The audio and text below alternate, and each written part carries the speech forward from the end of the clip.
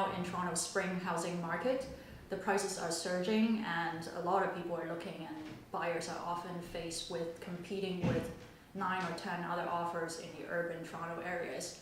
Today we're going to show you how to find an alternative option to renovate your own home instead of paying a premium for someone else's renovation.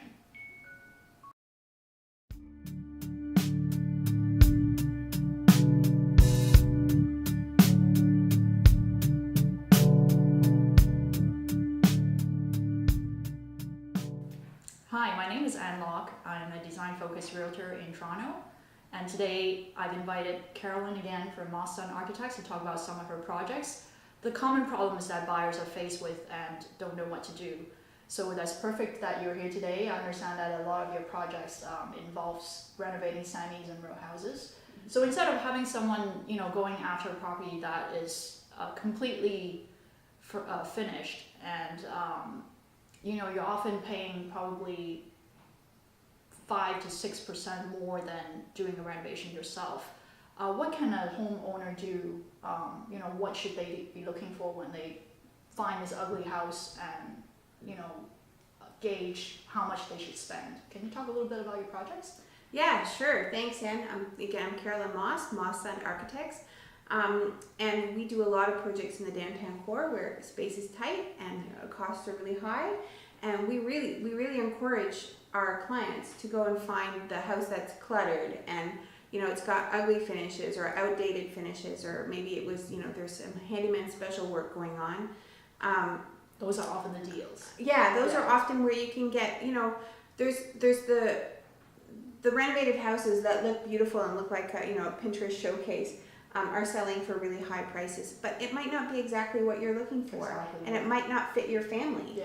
And so and you don't know how the renovation was done. Mm-hmm. Often they were done very quickly to look pretty, and you don't know how it's going to last over the long haul. So we really love it when a client comes to us with a house that's not been touched in a long time, because then we can actually tailor it to meet their needs and make sure that the renovations are done really well. Yeah, particularly the gut of the house, what's behind the walls. Like sometimes when you buy someone's renovated home, you don't know that, what you're going to be faced with after you move in. Mm-hmm.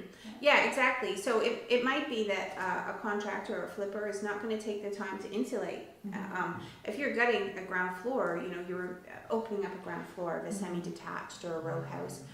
It's the perfect opportunity to get some insulation. These older homes in Toronto weren't insulated, and it's it's the perfect time. And so you should really consult a professional so that you can do the renovation properly, and it's only gonna be good for your investment over the long run. Making it more energy efficient.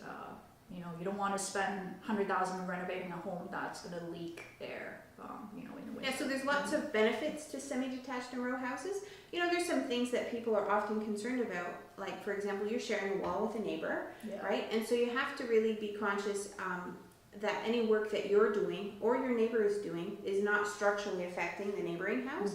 But again, as long as you're carefully planning your renovations and also keeping on top of the neighbor to make sure that they are as well, it's the structural part's not really an issue.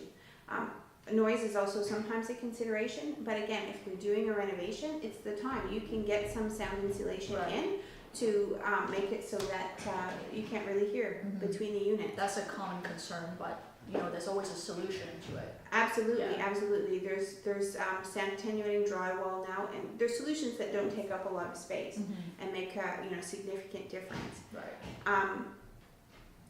So the typical Toronto semi or row house, if they haven't been renovated, they're usually wider at the front, and then they go narrower at the back so that they can have a window into that middle room. They would often have a small vestibule at the front, living room, separate living room, dining room, and then a hall with a stair beside it. And then at the back, there'd be that narrower section that would have a kitchen in it. Often at the back of that, there'd be some kind of a mudroom structure that was unheated and sort of unfinished, but it really blocked access to the backyard. So that's the sort of typical semi that we're finding. There's also a few that have instead of the stair up the side, there's a stair that goes across the house up the middle Right. that divides the two. Yes. And so basically that's Splits up the space. yeah, splits up the two space. Yeah. And when those had, often those stairs would have had drywall on both sides, so it would really cut the space up. And they're really steep too because of the short run. That's right. And so that's the kind of thing that we've certainly tackled those kind of houses a lot and come up with great solutions that have opened the space up. The stair can become a feature, Yeah. and turned it actually into a positive, Mm-hmm. having this stair that's in the middle. So, as I mentioned before, we sort of help clients look past the clutter or the outdated finishes or the unattractive exterior or perhaps the small size even. The typical improvements that our clients are looking for, opening up the ground floor is a big one. Yeah. Letting more light in. Yeah, it's also just more modern living now, right? People want, so if you're cooking in the kitchen, you can talk to the person that's watching the TV, or Keep an eye on the kids. Yeah, keep an eye on the kids. Yeah. And that brings us to another thing. If either with or without a rear extension, you want to open the house up to the backyard usually. So if your kids are playing in the yard, you can see what they're doing, Right. and you can see the trees, and you get more light. The houses, when they were built, 100 years ago when it was hard to heat a house. Yeah. And you wanted to keep you couldn't have large windows. Now we can have large windows that are well insulated, and we have more efficient heating. So it's possible to open these houses up so that you can, have a good access to your backyard, enjoy the greenery, and the sunlight that comes with that. One of the other things that clients are often looking for, and again, in small downtown lots, you want to make the most use of every space that you have. And so underpinning a basement, for example, these houses usually would have had a 6-foot high basement. Right. And for me, that's fine, but for a lot of people, that's just too short. So you can underpin, doing something called underpinning a basement, or bench footing, basically lowering the basement floor so that you can have a fully finished space. In some areas of Toronto, the flooding is an issue, and so when you're doing the underpinning work, you got to make sure that you're taking care of waterproofing your basement and making sure that the space, because if you're going to spend That's a lot a big of money, one. Yeah. Especially with all the extreme weather we've been getting. Exactly. So if you're going to spend all this money to renovate your basement, that you've got to always. We like to encourage whenever you're looking at a renovation that you're taking care of the bones of the house, Right. so that it's going to be structurally sound. It's going to have good heating, cooling, plumbing, electrical. It's going to be waterproof, right? And then we make it pretty, but we want to make sure that the guts are really done. Yes. Yeah, that makes sense.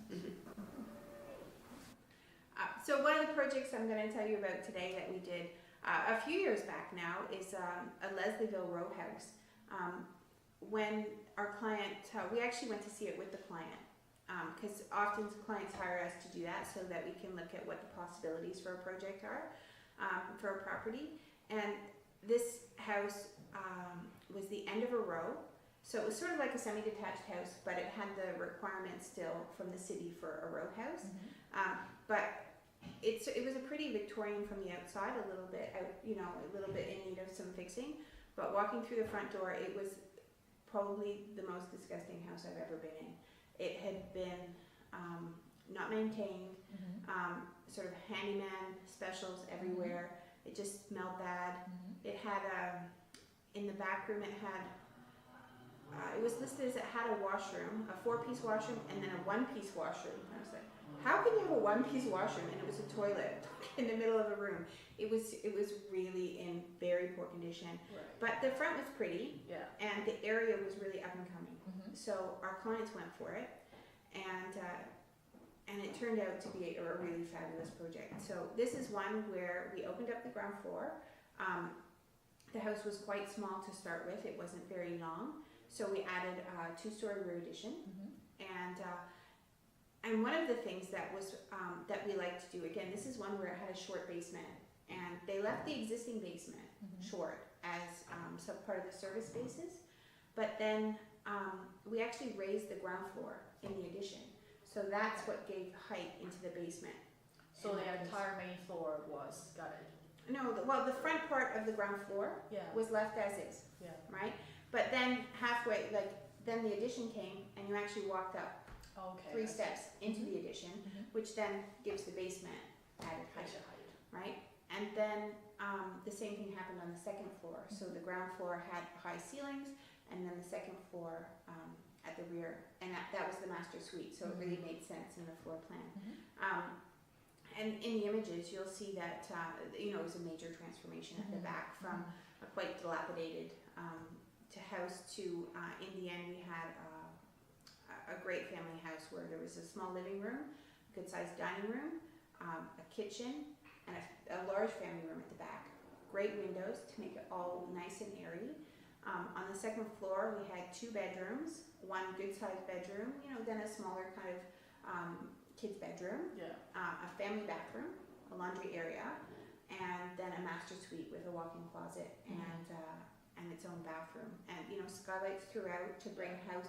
That's one of the big things with row houses, is that it's hard to get light into the middle of the house, especially they're very long. They don't have windows on the long sides, so we work really hard to bring light into the middle of the house by using skylights and stairways, so that we can bounce light into all areas of That's the house. important. Yeah.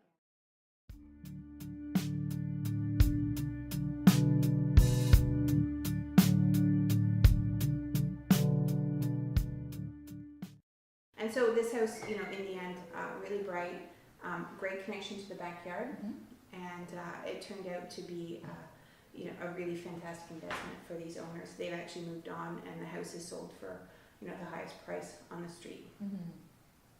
Great. That's what every homeowner wants to hear. Yeah.